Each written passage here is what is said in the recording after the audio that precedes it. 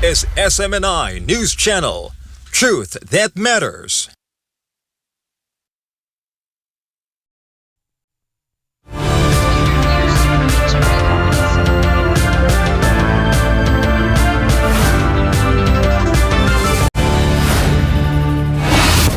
A massive de-escalation is underway in the Middle East after President Trump and Iranian leadership agreed to a 14-day ceasefire.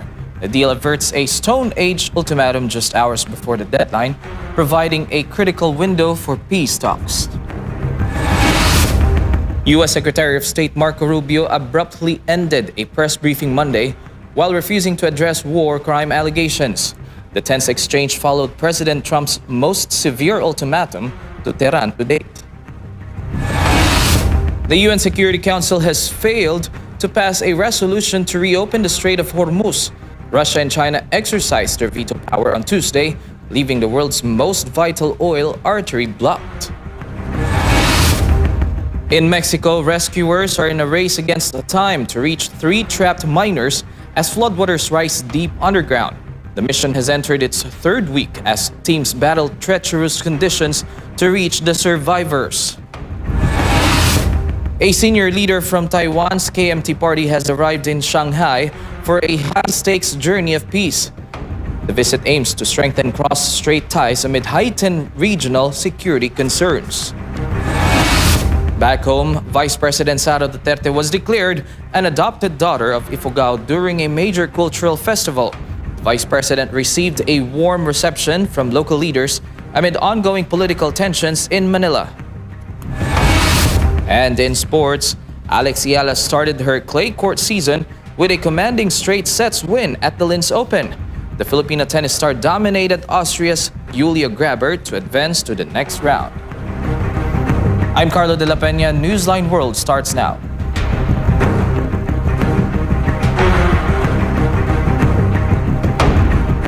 And for our news, a massive de-escalation has begun in the Middle East as President Donald Trump and the Iranian leadership agreed to a 14-day ceasefire, averting a Stone Age ultimatum just hours before deadline. Almar Fursuelo has the details. Celebrations erupted across Tehran on Wednesday as news of a 2-week pause in hostilities spread. Footage shows citizens waving national flags and cheering in the streets, marking the first break in the devastating cycle of strikes that began on February 28. The breakthrough came via Truth Social, where President Trump announced he would suspend all bombing attack operations. The deal is anchored on Iran's 10-point proposal, which the president now calls a workable basis for a permanent agreement. The primary condition of the truce is the immediate and complete reopening of the Strait of Hormuz. Iranian Foreign Minister Sayed Abbas Araghchi confirmed that safe passage will be restored through coordination with Iran's armed forces, potentially ending a global energy shock that has seen oil prices soar past $100 per barrel. The agreement marks a dramatic pivot from Monday's rhetoric, where the White House warned that an entire civilization could face destruction. While the ceasefire is temporary, the shift toward diplomacy offers the first real hope for stability since the death of Supreme Leader Ali Khamenei. For the millions caught in the crossfire from Gaza to Persian Gulf, the next 14 days in Islamabad will determine if this is a lasting peace or merely a brief pause before a final confrontation. Reporting for Newsline World, Almar Forzuelo, SMNI News. U.S. Secretary of State Marco Rubio abruptly ended a press briefing on Monday, refusing to address concerns over potential war crimes as President Trump issued his most severe ultimatum to Tehran to date. More from this from Paul Montibon. What may be the sharpest reversal of the conflict so far? President Trump announced a 2-week suspension of U.S. military operations against Iran on Tuesday night, just 90 minutes before his own deadline for Tehran to reach an agreement, and hours after posting on Truth Social that a whole civilization will die tonight. The ceasefire came after Pakistan's Prime Minister Shehbaz Sharif and Field Marshal Asim Munir personally appealed to Trump to hold off, with Trump agreeing to suspend the strikes on the condition that Iran immediately and completely reopens the Strait of Hormuz. The announcement came after a day of intensifying rhetoric. Earlier, Trump had warned that Iran would be sent back to the Stone Ages if no deal was reached by 8 p.m. Eastern Time Tuesday, framing the moment as the end of what he called 47 years of extortion and death. Hours before the ceasefire announcement, the tension was already palpable at the State Department, where Secretary Marco Rubio met with New Zealand's foreign minister in a media exchange that turned confrontational. Rubio, who earlier blamed that the conflict on Iran's terrorist activity in the Strait of Hormuz, turned his back and ushered his counterpart away as the questions intensified. The whole world's been impacted, unfortunately, because Iran is violating every law known by striking commercial vessels in the Strait of Hormuz, and it's a big problem for the world. I mean, this is a regime that doesn't believe in laws, rules, or anything like that. It's a state sponsor of terrorism. The diplomatic silence comes as the clock runs out on President Trump's final deadline. The president has warned that if no agreement is reached by 8 p.m. Eastern Time on Tuesday, Iran will be sent back to the Stone Ages. Trump further escalated the rhetoric by framing the moment as the end of 47 years of extortion and death, suggesting a massive military escalation is imminent. The U.S. operation constitutes war crimes, Mr. Secretary, if we wipe out a civilization. While Secretary Rubio dismissed threats of a counter-strike from Cuba is insignificant, the focus remains squarely on the Persian Gulf, as Operation Rising Lion enters what the White House calls its final phase. The international community is left to wonder if the Stone Age ultimatum is a psychological tactic or a literal blueprint for the hours ahead. Reporting for Newsline World, this has been Paul Montebon, SMNI News. The United Nations Security Council has failed to adopt a critical resolution aimed at reopening the Strait of Hormuz after Russia and China exercised their veto power on Tuesday. More details from Joy Tabanao. A Bahraini-led effort to secure the world's most vital energy choke point was flouted at the UN headquarters in New York. The draft resolution, submitted on behalf of the Gulf states and Jordan, called for an international military effort to escort commercial vessels and deter any further attempts by Iran to close the waterway. Despite receiving 11 votes in favor, the measure was killed by the dual vetoes of Moscow and Beijing. Pakistan and Colombia abstained from the vote, which took place just hours before President Trump announced a separate 2-week bilateral ceasefire with Tehran. لقد أخفق المجلس في الاطلاع بمسؤوليته تجاه تصرف غير قانوني يتطلب وضوحا وحزما لا يحتملان التأجيل أو التردد. كنا نأمل أن يشكل مشروع القرار خطوة نحو حل دائم يضمن حرية الملاحة الدولية في مضيق هرمز. The failure of the resolution leaves the security of the Strait of Hormuz in a precarious legal limbo, while the new ceasefire agreement between Washington and Tehran includes a provision for safe passage. The lack of a UN mandate means there is no formal international mechanism to enforce the reopening of bilateral talks in Islamabad fail. Since the conflict began on February 28, the blockade has pushed global oil prices to record highs and severely impacted the economies of the Gulf states. Bahraini officials warned that the Council's hesitation sends a dangerous signal to those using maritime trade as a weapon of war. As the focus shifts to the upcoming diplomatic summit in Pakistan, the veto by Russia and China underscores the deep geopolitical divisions within the P5. For now, the freedom of international navigation remains dependent on a fragile 14-day truce rather than the firmness requested by Iran's neighbors. This has been Joy Tabanao, your global citizen correspondent reporting for Newsline World. The Department of Foreign Affairs is expressing deep condolences after a Filipino national was killed in a missile attack on a residential area in Haifa, Israel, on the evening of April 5th. Hannah Jane Sancho reports. A 29-year-old Filipina who married her Israeli husband in 2024 was killed along with her husband and her elderly in-laws, aged 73 and 68, when a missile struck their home, according to the Israeli embassy in Manila. Israeli news outlet reported that the victims were recovered from the rubble of the collapsed house after several hours of rescue operations. The Philippine embassy in Tel Aviv immediately reached out to the victims' family to inform them of the incident and extend assistance. The Department of Foreign Affairs is continuing to coordinate support for the family as they grieve. The family has since requested privacy as they mourn during this difficult time. Both the DFA and the Israeli embassy joined the Filipino community in praying for the eternal repose of the victim and for strength for her loved ones. For God and my beloved country, the Philippines, this has been Hannah Jane Sancho, SM9 News. In Mexico, rescuers are in a race against time to reach 3 trapped miners as floodwaters rise deep underground. The mission has entered its 3rd week as teams battle treacherous conditions to reach the survivors.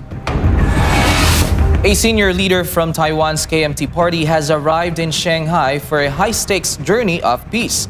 The visit aims to strengthen cross-strait ties amid heightened regional security concerns. More news when Newsline World returns.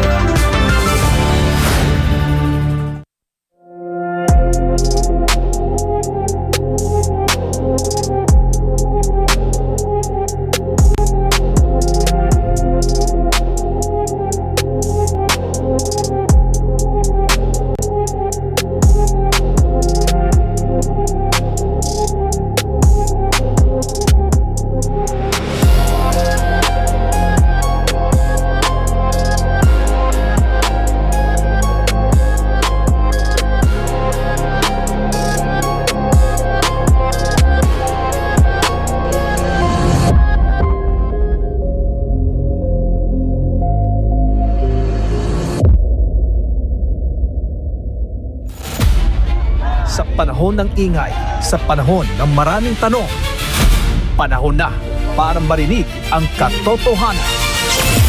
Sa totoo lang, ano ba talaga ang nangyayari sa ating bansa? At sa totoo lang, handa ba tayong harapin ang katotohanan?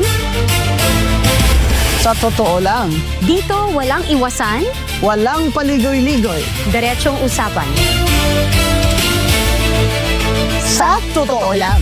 Sa SM9.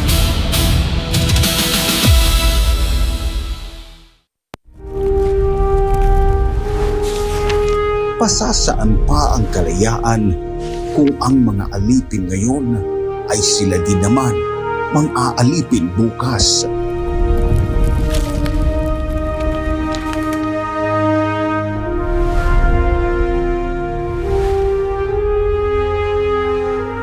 Ibigin mo ang iyong bayan ng sunod kay Bathala, sa iyong kapurihan at higit sa lahat sa iyong sarili.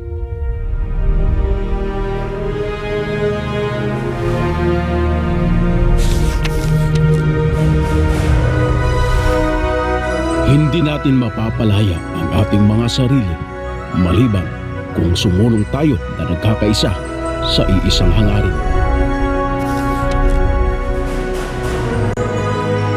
Ang tunay na makabayan ay ang tumutupad ng pagpapabuti ng kanyang mga kapwa, gaano man kaaba ang kanyang katungkulan. Naway magsilbing paalala ang kanilang mga salita upang lalo nating mahalin at tapat na paglingkuran ang minamahal nating inang bayan.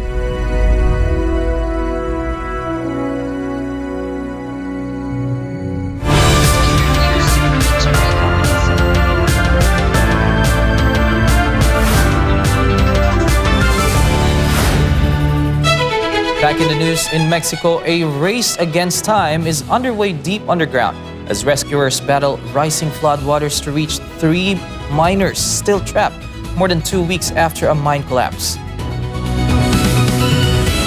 Emergency crews are intensifying search operations at a flooded mine in Sinaloa, where dangerous conditions continue to complicate rescue efforts. Rescue teams from Civil Protection are working around the clock inside the Santa Fe mine in Sinaloa, where 3 miners remain trapped since March 25. The mine, stretching more than 3 kilometers in length and plunging 300 meters deep, has been partially flooded, forcing crews to adapt their rescue strategy. Authorities say water infiltration in the lower levels has become a major obstacle. A 25-horsepower electric pumping system is currently being used to drain the site, while engineers assess whether a second pump is needed to speed up operations.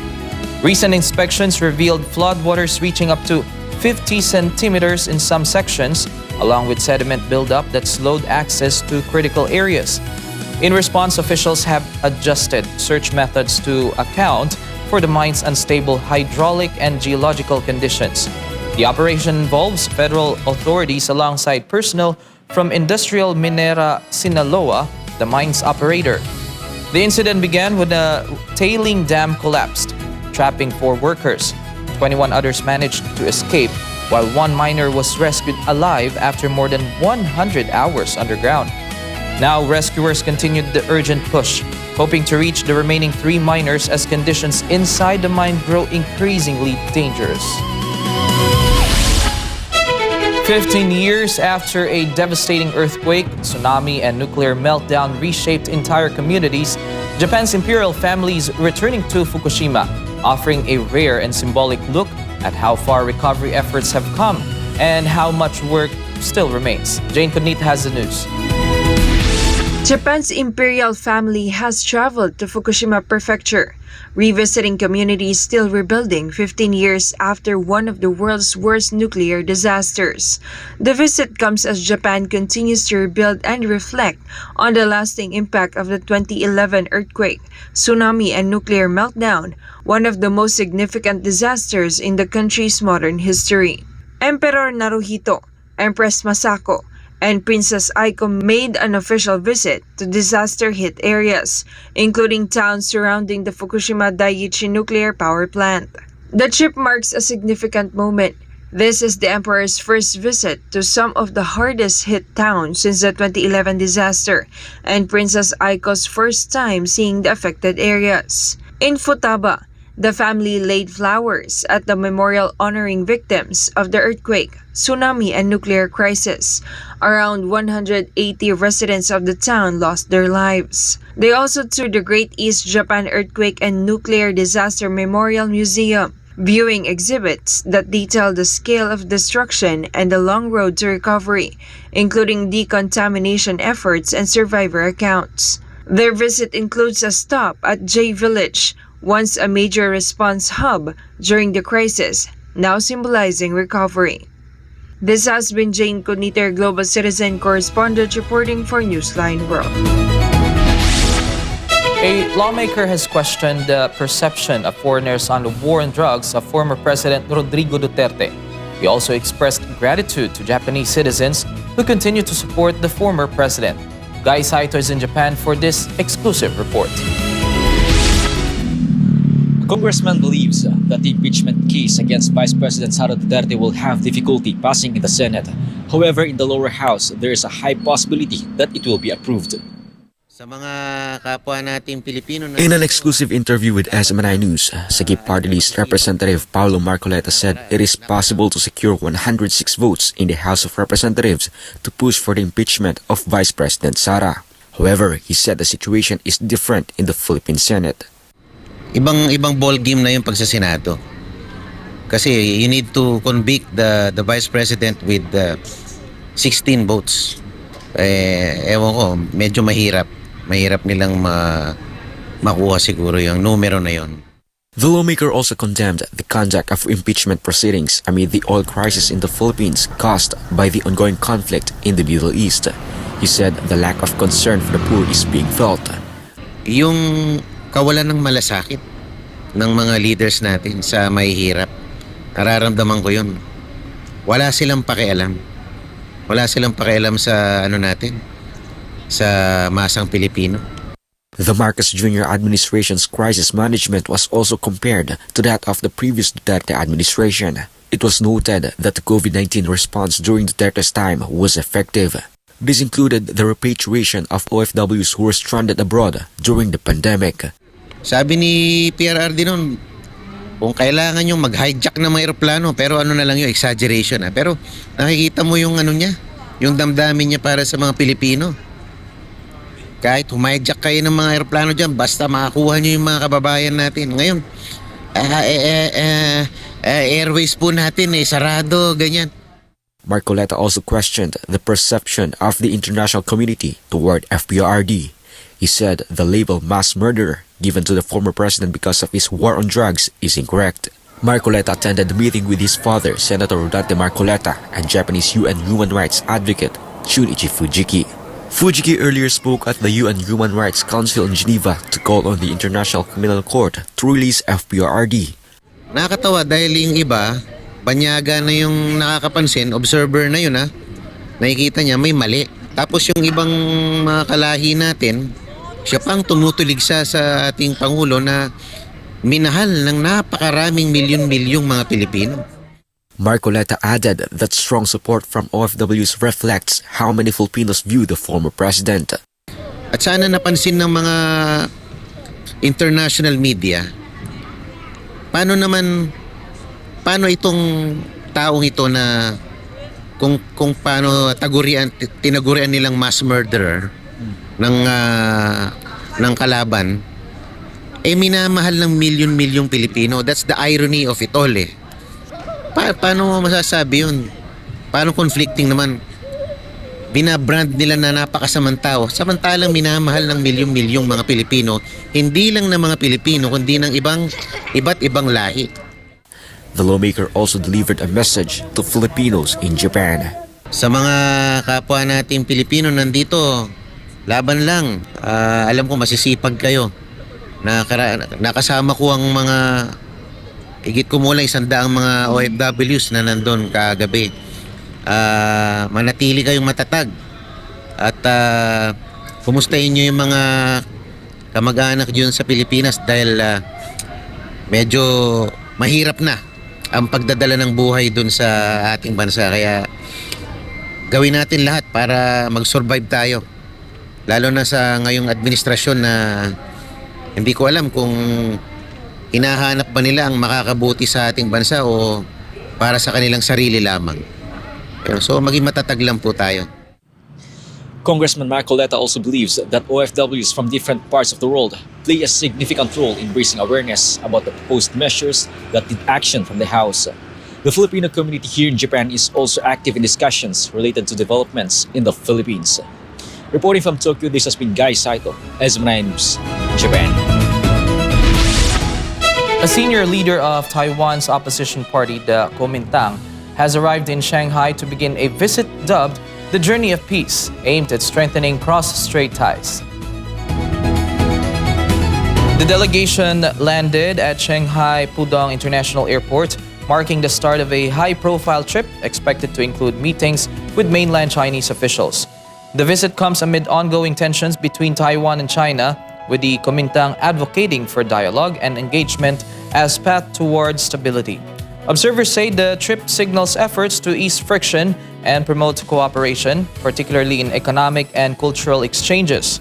The Journey of Peace underscores the KMT's push for renewed communication with Beijing, even as broader cross-strait relations remain complex and sensitive. When we return back home, Vice President Sara Duterte was declared an adopted daughter of Ifugao during a major cultural festival. The Vice President received a warm reception from local leaders amid ongoing political tensions in Manila. And in sports, Alex Yala started her clay court season with a commanding straight sets win at the Linz Open. The Filipino tennis star dominated Austria's Julia Graber to advance to the next round. More news after the break.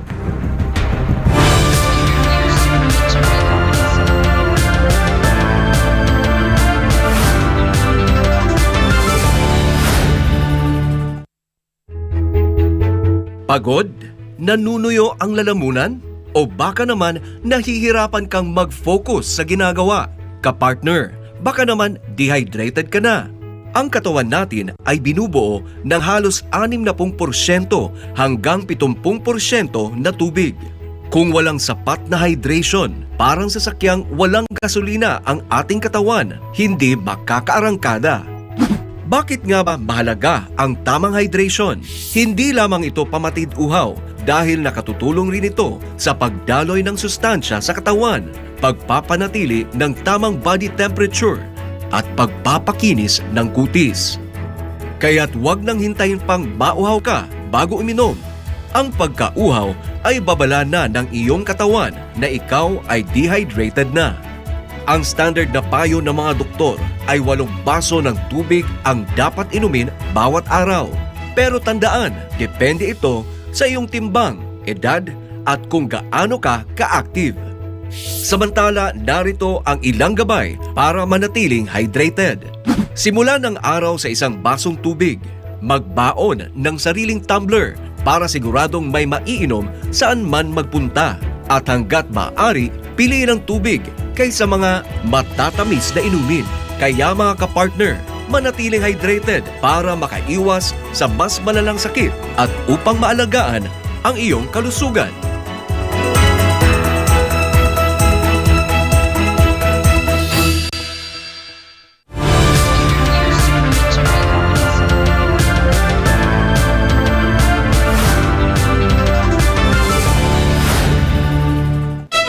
Philippine Vice President Sara Duterte received a warm welcome in Ifugao, where she was officially declared an adopted daughter of a local municipality during a major cultural celebration. Jason Rubico reports. Vice President Sara Duterte took the opportunity to attend the Foundation Day and Rambakan Festival in Lamut, Ifugao, where she was warmly welcomed by residents and local officials. In her speech, the Vice President thanked Filipinos for their continued support, emphasizing that their strength comes not from status or family name, but from God and the people. Malaki ang utang na loob namin sa inyong lahat, mga kababayan, sa pagkakataon na ito. Ang lakas namin ay hindi galing sa aming apelido o sa katayuan namin doon sa syudad ng Davao, kundi galing ito sa Diyos at mga kababayan, ang lakas namin ay galing sa inyong lahat. During the visit, VP Sara was formally declared an adopted daughter of Lamut and given the honorary name Oltagon in recognition of her leadership and contributions. Kaya gaano man kaliit o gaano man kalayo ay kailangan puntahan para isa-isang pasalamatan ang mga kababayang Pilipino. Isang malaking karangalan ang maging adopted daughter of the municipality of Lamut, province of Ifugao. VP Sara also highlighted Ifugao's rich cultural heritage, stressing the importance of preserving traditions even as communities pursue development. She ended her visit by underscoring the need for unity among communities and driving the continued progress of the Philippines. Reporting for Newsline World, I am Jason Rubrico, SMNI News. The Philippines and the United States are reinforcing their military partnership, this time through a community-based project in Mindanao. A new multipurpose facility is now underway in Davao del Norte as part of joint activities under this year's Balikatan exercises. The Armed Forces of the Philippines, through the 10th Infantry Division of the Philippine Army, led a groundbreaking ceremony alongside U.S. forces in Barangay Tibulao. The project is part of Exercise Balikatan 41-2026, which aims to strengthen cooperation between the two countries. The initiative falls under the joint US-AFP Engineering Civic Action Program, focusing on humanitarian assistance, disaster response, and community development. According to the military, the multi-purpose building is expected to serve as a key facility during emergencies, as well as for various barangay activities.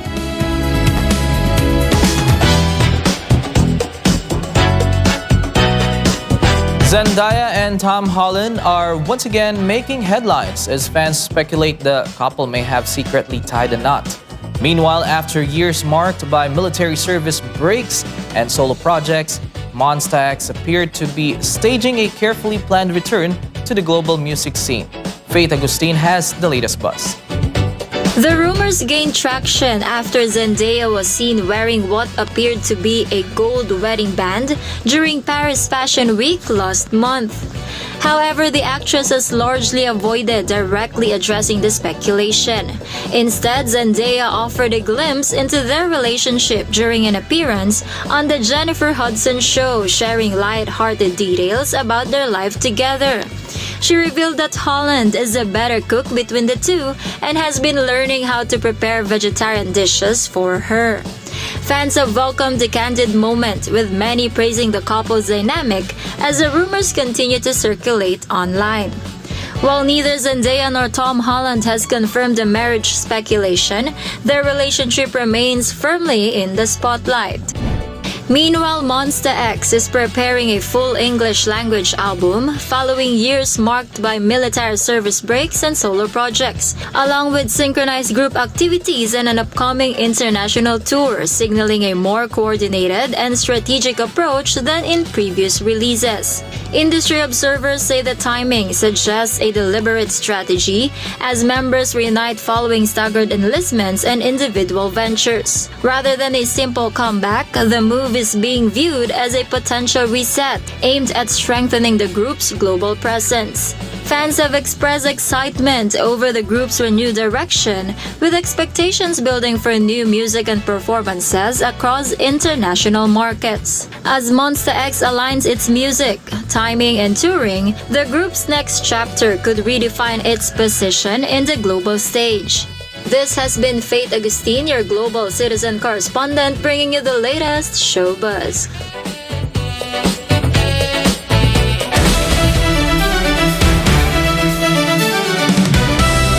In sports, Alex Ayala kicked off her clay court campaign in strong fashion after defeating Austria's Julia Graber in straight sets at the Linz Open. Meanwhile, San Antonio Spurs defeated the Philadelphia 76ers despite losing star rookie Victor Wembanyama to a rib injury in the first half. This report. Playing in front of a supportive crowd at the Linz Open, Alex Ayala delivered a composed performance to secure a 6-4, 6-3 victory over hometown bet Julia Graber. The Filipina tennis standout edged a tightly contested opening set, breaking Graber late to take the advantage after both players traded games early.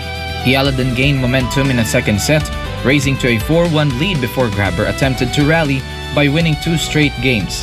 However, the 20-year-old regained control, breaking her opponent's serve and closing out the match with a powerful service game.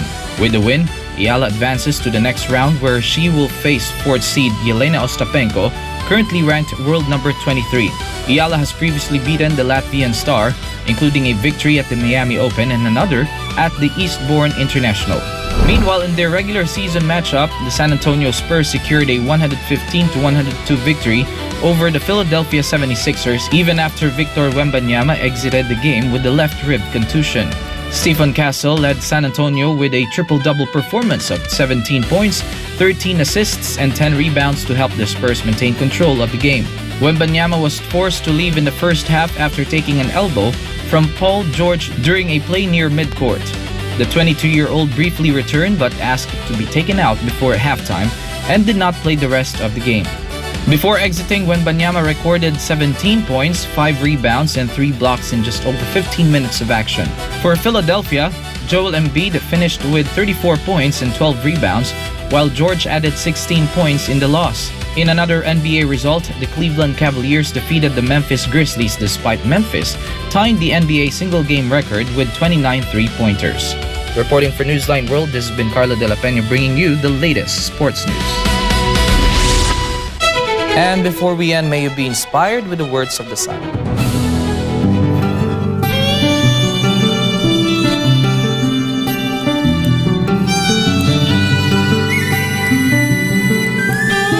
The greater the trial, the greater the blessing. The greater the persecution, the greater the miracle.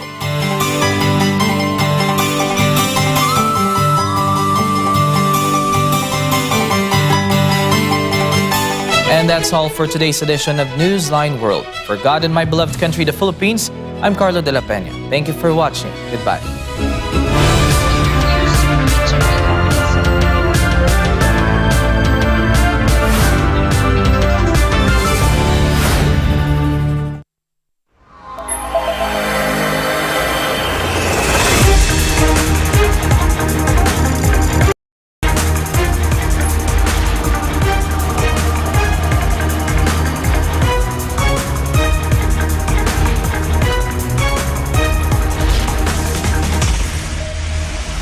This is SMNI News Channel. Truth that matters.